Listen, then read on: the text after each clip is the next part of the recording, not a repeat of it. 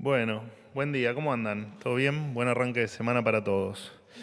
Antes que nada, me gustaría hacer una aclaración frente a un pedido del presidente del bloque de la Unión Cívica Radical, Rodrigo de Loredo. El gobierno tomó el compromiso de no avanzar ni en la modificación, ni en el cierre, ni de absolutamente nada en relación al Banco Nacional de Datos Genéticos. Tomamos el compromiso de aclararlo públicamente, así que como se han generado algunas dudas con respecto a esto en las últimas horas, bueno, ratificar que no está en los planes del gobierno tomar ninguna medida ni ninguna modificación y que el Banco Nacional de Datos Genéticos seguirá funcionando tal como lo viene haciendo hasta ahora.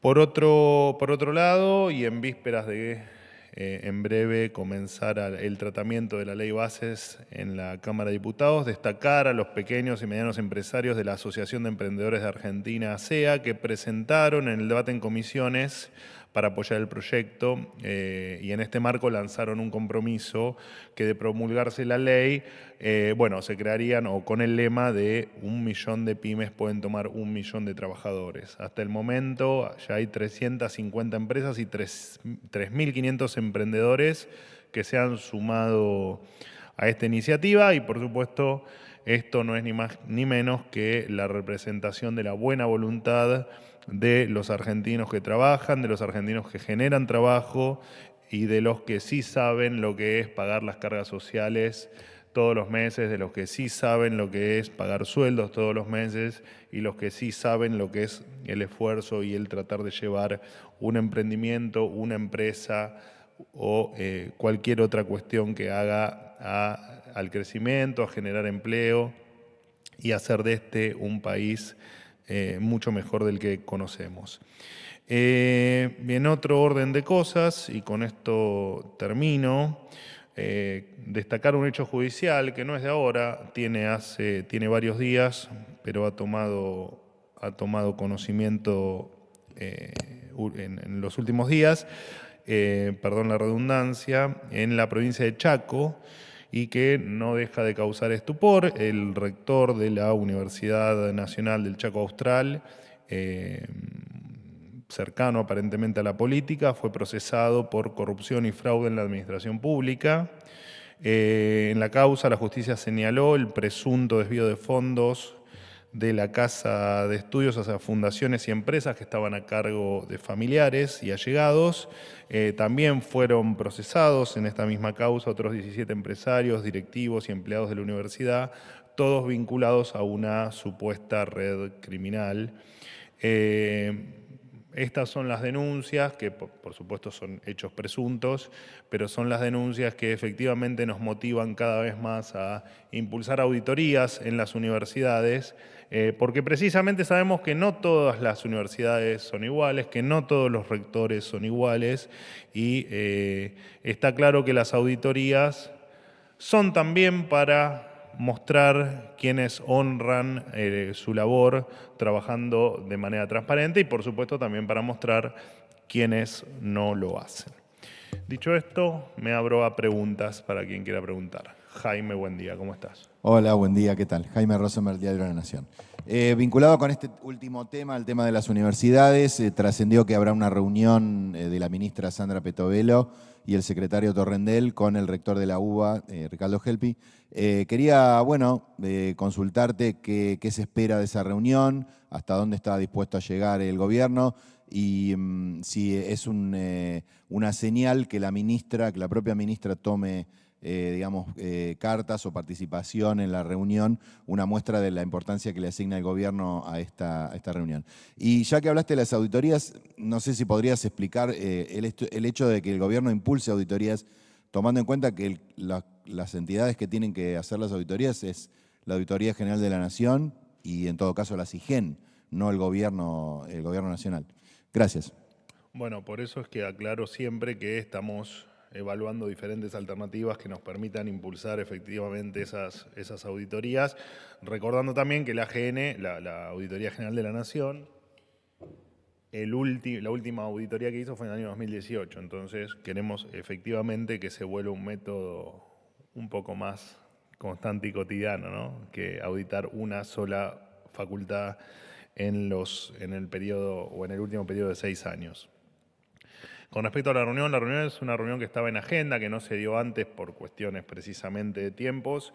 La reunión la va a presidir Torrendel, el secretario de Educación. Entiendo que la ministra va efectivamente a participar porque creo que se iba a acercar a saludar al rector de la UBA, pero no porque la reunión sea con la ministra. La reunión es efectivamente con gente de educación, en este caso con el secretario Torrendel y parte de su equipo, pero no era una reunión pactada como la ministra como principal anfitriona. Así que los resultados de la reunión se los daré después de que ocurra, pero es buena tu pregunta para aclarar que esta era una reunión que de hecho había sido reprogramada, creo que ahora no recuerdo, pero creo que en 2 oportunidades. No es que se da en el contexto de la marcha de la semana pasada, ni mucho menos. ¿Qué tal, vocero? ¿Cómo Pedro andás? Lacur para el diario AR. Mi consulta es la siguiente. Ayer el presidente volvió a hacer alarde del recorte en la obra pública en su camino hacia el déficit cero, ¿no? Sin embargo, la semana pasada nos conocimos la noticia de que el ministro Francos acordó con el gobierno provincial de Misiones un desembolso de fondos para la obra pública a cambio del acompañamiento de los diputados misioneros a la aprobación de la ley bases y del paquete fiscal en el Congreso. ¿Qué diferencia hay entre eso y lo que hacían gobiernos anteriores con la práctica del látigo de la chequera, por un lado, y por otro lado, si no creen que esto puede generar una andanada de reclamos por parte de otras provincias, ¿no?, que tienen la obra pública parada? Gracias. La primera vez, ¿no?, que te veo en la sala, no te veo cara de los habituales. Bueno, bienvenido, espero verte más seguido. A ver, en tal caso los desembolsos de fondos que puedan ocurrir revisten carácter, digamos, político, no látigo y billetera, sino alguna razón que excede al látigo y la billetera, porque nosotros no tomamos esa postura. Y en tal caso lo que se pudo interpretar desde aquella famosa conferencia de prensa de Caputo, del ministro Caputo, donde hablaba de, señores, si la ley no ve la luz, indefectiblemente vamos a tener que seguir ajustando las partidas provinciales. Tampoco era látigo billetera, era simplemente una descripción de los hechos, no la misma descripción, digamos, que te podría hacer yo. Y así que de ninguna manera los desembolsos están relacionados con el toma y daca de votos. De hecho, lo aclaré yo y lo aclaró incluso creo que el propio presidente, no en las últimas entrevistas, pero lo ha aclarado en la discusión anterior de la ley bases, porque nosotros no somos así, no hacemos esas cosas porque son prácticas de la vieja política. Así que en tal caso, los desembolsos, de los cuales no tengo el detalle, como para hablarlo en número fino y en cuestiones un poco más puntuales o puntillosa, o de manera más puntillosa, nada tiene que ver con el apoyo no a la ley bases, ni a la ley bases ni a ninguna otra ley. ¿Cómo ¿Qué andás? tal? ¿Cómo estás, Manuel? Juan Pablo Peralta para Concierto del Litoral y Fénix Buenos Aires. Quería consultarte con respecto a la cuestión que por ahí la gente, los legos, no entendemos mucho del tema superávit que defendió el presidente Milei en su cadena nacional y luego cuestionó ahora la ex vicepresidenta y presidenta. Habló de esto de te puede haber votado el 60%, pero después si la gente se caga de hambre dijo de qué sirve. Y ahí se metió con el superávit. ¿De dónde, dijo, hermano, tenés superávit si eso no tiene sustento, si es más lo que se debe que lo que... Si lo podías explicar un poco, a ver cómo se puede clarificar el tema. Lo que dijo la ex vicepresidenta de la En Nación. línea con la explicación general de lo que es el superávit para entenderlo. Bueno, a ver, ¿qué quiso decir la ex vicepresidente? La verdad es que no lo sé. Te voy a tratar de explicar, o de comentar, no de explicar, de comentar qué es lo que creo que quiso decir. Indefectiblemente, el kirchnerismo ha hecho de la emisión monetaria y el déficit fiscal casi una religión, ¿no? Incluso parte del equipo técnico del kirchnerismo ha dicho en más de una oportunidad que efectivamente el déficit fiscal te ayudaba a crecer. Y hasta era necesario para el crecimiento. Y lo cierto es que a veces uno no puede creer cómo personajes que fueron responsables de la decadencia argentina, personajes que fueron responsables del 50% de pobres, que fueron responsables de más de una década sin crear empleo, de una década y media sin que se creen empresas de punta a punta, y de haberlo destruido todo, digamos, cómo disocian la frase que vos usaste, que no la voy a repetir, pero que fue tal cual porque la escuché, esta vez no te tengo que decir confío en vos, efectivamente la escuché, ¿cómo puede disociar lo mal que lo está pasando a la gente con 20 años de existencia de ellos en el poder? Suena extraño, ¿no? El poder de disociación que tienen de un hecho que es la causa con el otro que es la consecuencia de haber hecho todo mal. Y dentro de ese déficit es increíble donde ellos efectivamente cuestionan dos cosas, ¿no? Uno es la inflación y otro es el endeudamiento. Endeudamiento que, dicho sea de paso, ellos lo han llevado al extremo, ¿no? Porque no solo que han roto la deuda pública del Tesoro, sino que han despedazado el Banco Central con las famosas LELIQs, PASES y lo que en resumen se denomina pasivos remunerados. Entonces, no entender por gente que, gracias al déficit, a la destrucción de las cuentas públicas, ha despedazado todo, nos suena absolutamente alucinante cómo quienes han tenido el poder en la Argentina durante 20 años, bueno, salvado los 4 años en el medio, lo cierto es que suena insólito cómo no entienden algo tan elemental como que no se puede gastar más de lo que uno tiene.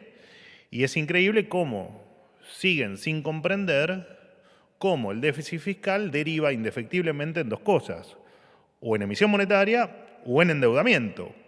Cuestión que ellos lo deberían saber bien porque han llevado el endeudamiento al extremo y han llevado la emisión monetaria al extremo. Entonces, suena, no, hasta me da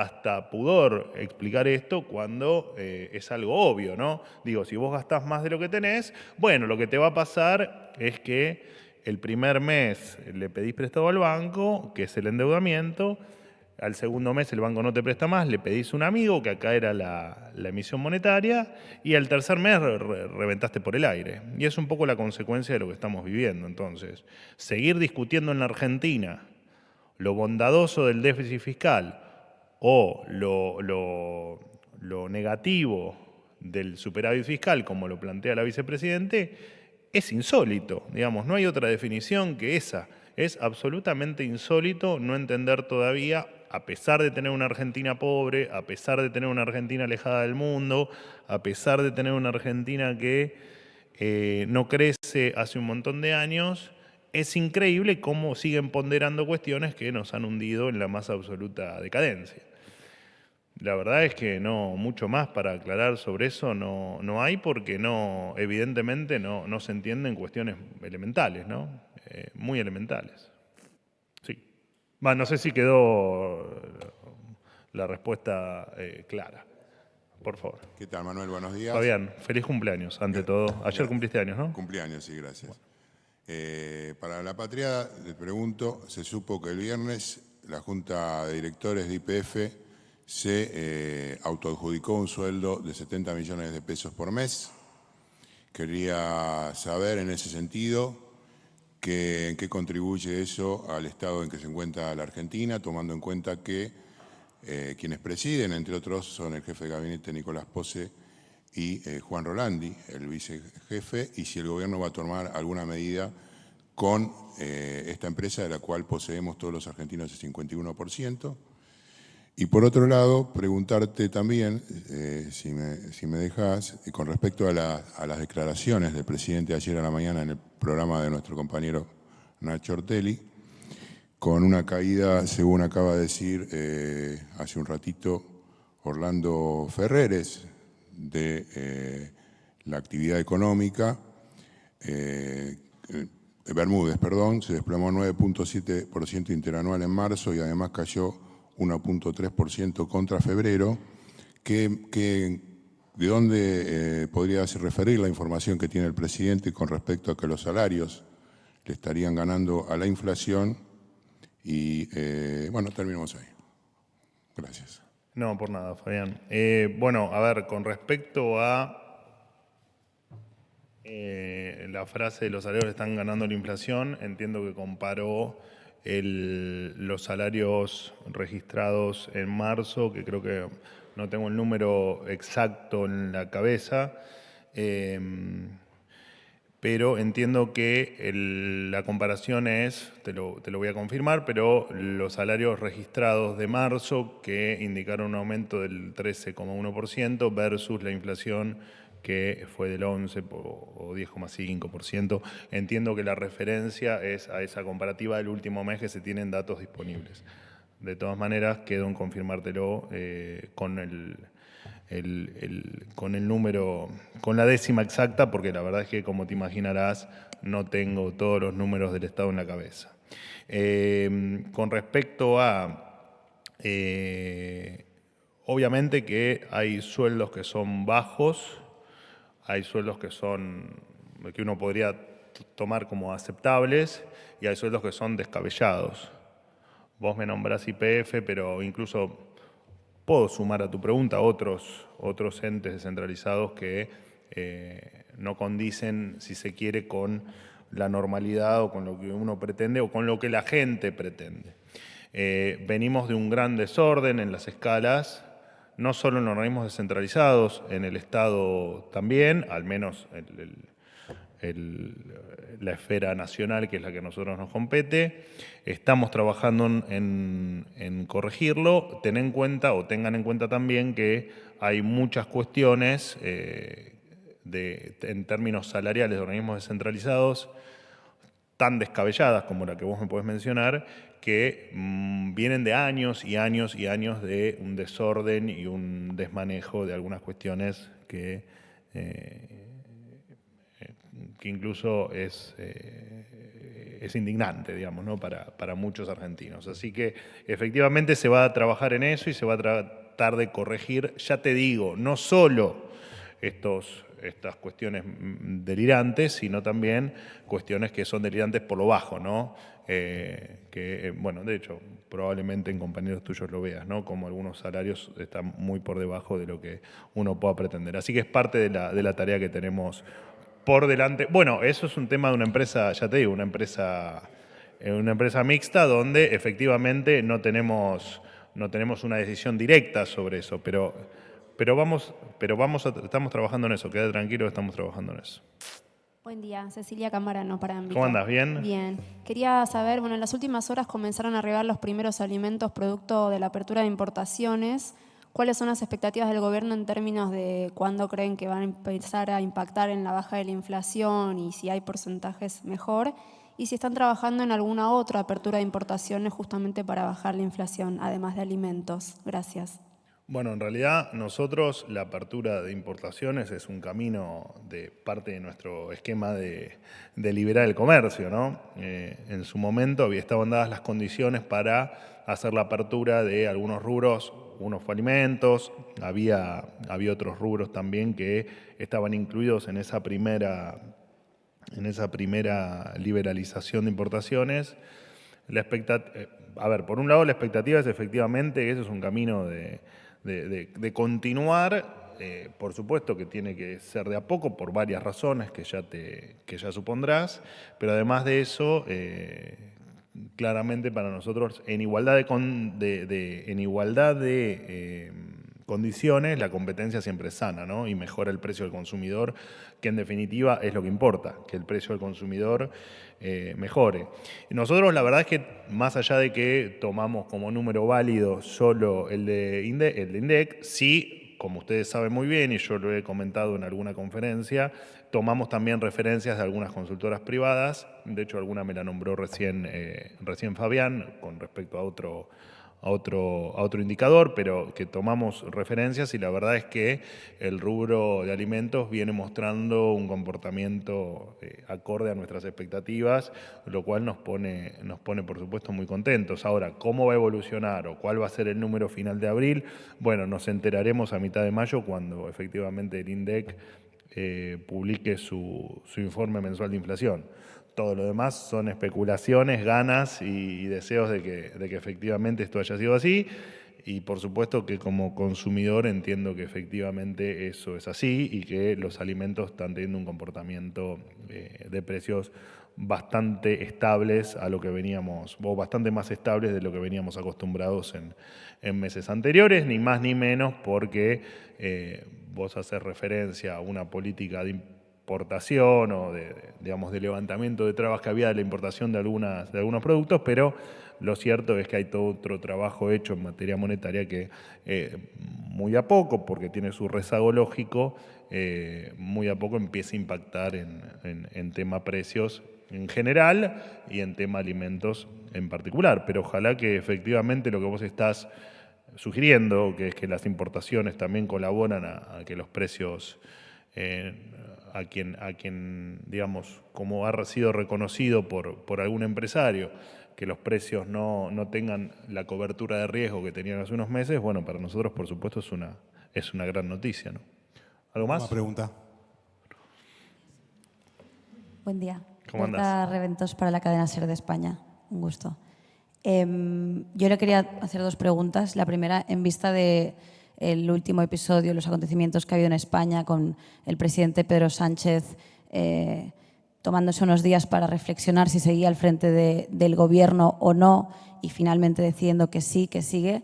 El líder de la oposición, Alberto Núñez Feijóo, ha hablado esta mañana de que el presidente Sánchez lo que ha hecho es puro peronismo.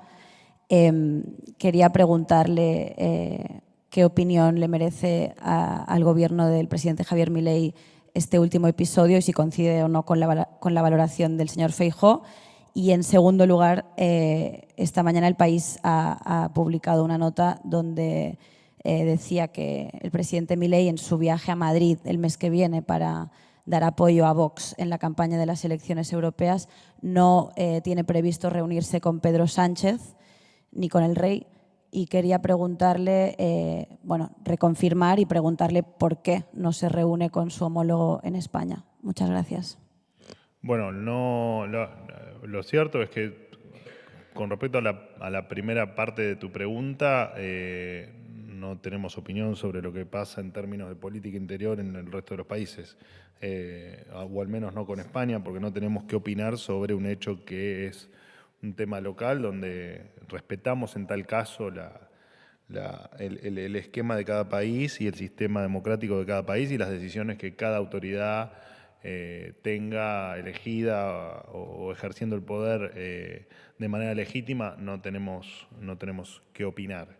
Con respecto a segundo, la agenda del presidente Milei en España todavía no la tengo. Efectivamente, el viaje está confirmado.